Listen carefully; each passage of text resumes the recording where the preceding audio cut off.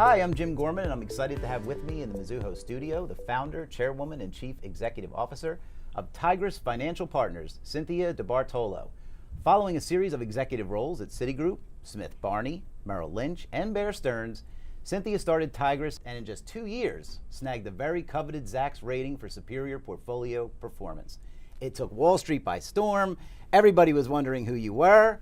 And that is probably about the third or fourth most interesting thing about you. Thank you so much for joining us. Oh, my pleasure. My pleasure, Jim. There's so much to talk about, so much to get to, but I want to go all the way back to your college days because you're in college, you get named to student body president your senior year. Yes. There's some issues that you butt heads with the president with.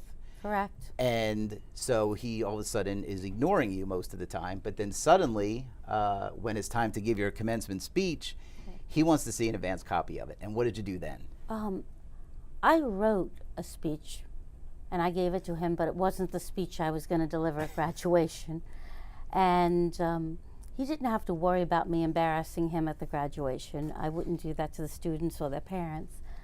But I took immense pleasure from the stage watching him squirm in his chair, not knowing exactly what my speech would be and what would come out of my mouth while I was at that podium. So I mean, that it's amazing that you were able to do that. You know, even in college, I would think standing in front of talking to a lot of people, you were out of your comfort zone to begin with, and then to know you added this extra tension to the whole situation that was only going on between you and he must have been very interesting.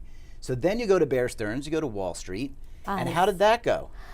Well, you know, I had graduated with honors, and I really wanted nothing more than to have a job on Wall Street. And I really didn't know what Wall Street was. I didn't know if it was a place. I didn't know if it was a culture, but I got there and found it was a cult. And at Bear Stearns, the only question that I was repeatedly asked, can you type? And really, typing had so much to do with my entree into Wall Street. While I was a junior credit analyst, I really never got the training to do that job. What was happening around me, many of the young men were going into the training program, and I was placed in front of an IBM Selectric typewriter, and I was typing out those credit reports that those pale, male, and stale guys were writing in longhand.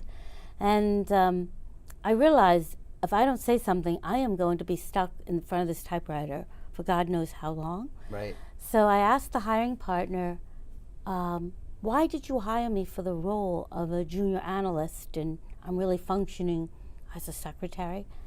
And he looked at me and he said, you know, Cynthia, if I have to work with somebody 8 hours a day, they better be easy on the eye. So you take that cue and... I took that cue and I didn't walk out of there, I ran out of there.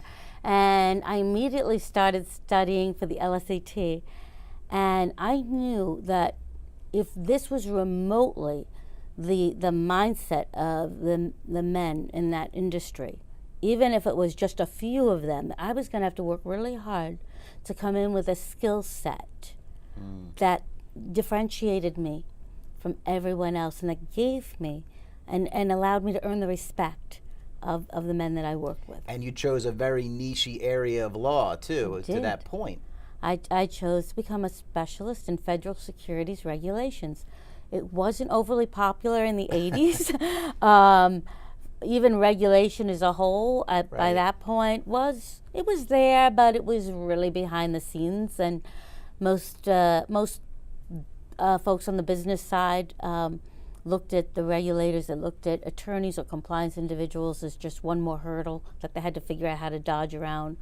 But I had the vision it was going to turn into something better as a career. And that's when you go back into the workforce. You go back to Wall Street, back to the cult. Yep. This time with all kinds of new specialized talent. It gets you from behind the select writer typewriter. Absolutely. And your career takes off. That's right. And I have to read some of the stuff because then, in addition to just doing very well for yourself, you also embark on many, many incredible adventures. You take a journey across the Sahara with the Bedouin guides. You have a stint meditating with monks in Taiwan's Hsinchu Mountains. And you even have a year-long relationship with Prince Albert of Monaco. What is your advice for people on what travel can do for you? Travel allows you to embrace the world and culture very differently. It's very difficult to talk about cultural sensitivity unless you've lived in it. And while so many people travel or take trips around the globe, I learned there is a difference between being a tourist and a traveler. And I wanted to make sure that my time is so valuable, and when I make time to take a vacation, I want it to be a learning experience and something that I can take away from and I feel helps make me a better person, something that will add to my overall character. That's great advice for anyone to just like at any level, even if you're just traveling cross country, to just get out. Don't always be in the hotels, by the pools, by the resorts. Get out and actually sort of live among people and sort of try to understand the places where you've been. I think the most exciting, while it was very interesting to travel with the Bedouin and learn how they really navigate that desert. It's remarkable. One of my best experiences was attending a cremation ceremony in Indonesia, and really understanding the importance that ceremony has to the family and the community at large. Yeah, that's definitely a very rich, that's a lot better than just sitting by the pool, as you would say, and at a resort somewhere.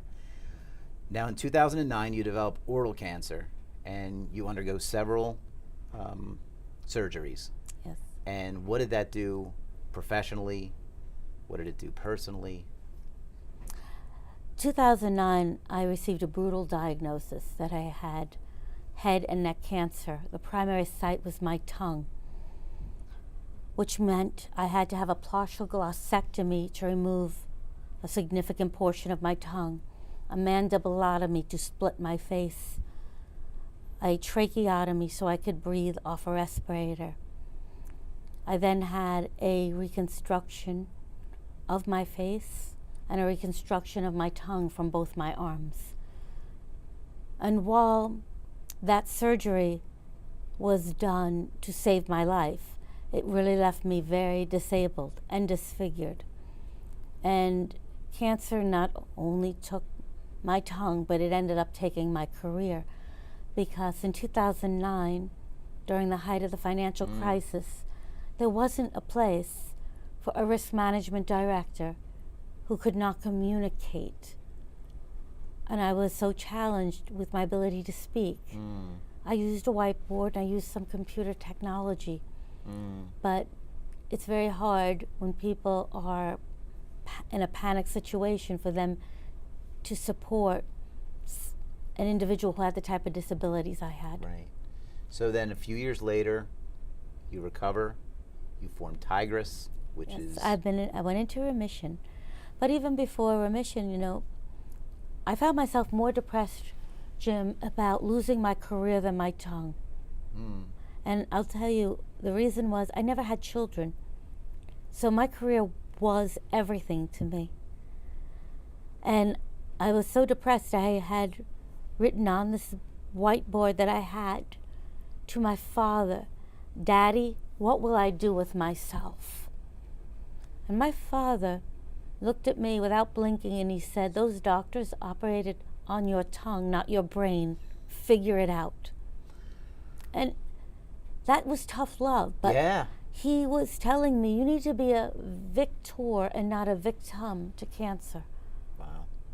So you take that, you start Tigress, and that becomes a very, disabled-friendly firm, as well as becoming wildly successful, as we pointed out in the early opening of the segment. So talk a little bit about how you like the fact that not only are you successful, but you're also someplace that's very open and accepting of things that were not tolerated when you were. I thank God in the last 10 years there's been a tremendous movement, and we're, certainly with Women's History Month and Balance for the Better, we understand that Balance for the Better is not only about gender, but it is about diversity, which includes individuals with different abilities. Right? Yes. It's easy to say disabilities, but they really have different abilities. And that when you have a diverse team of individuals with different abilities across gender, across religious backgrounds, and even sexual preferences, you really do get innovation in the way you think. And the research does support that companies that embrace diversity and inclusion at its highest levels perform extremely well. You talked a little bit about Women's History Month. We just want to wrap up by seeing if you had any advice for anyone out there during this Women's History Month of success. And you know, I think that every woman is a formidable force, and we really are the resilient heroines in our own story. And we need to make sure that every day we are writing the story that we want to live, and not let someone take that pen out of our hands. Because if we do, we're going to find ourselves as mere inconsequential players in our own life, instead of having that leading role.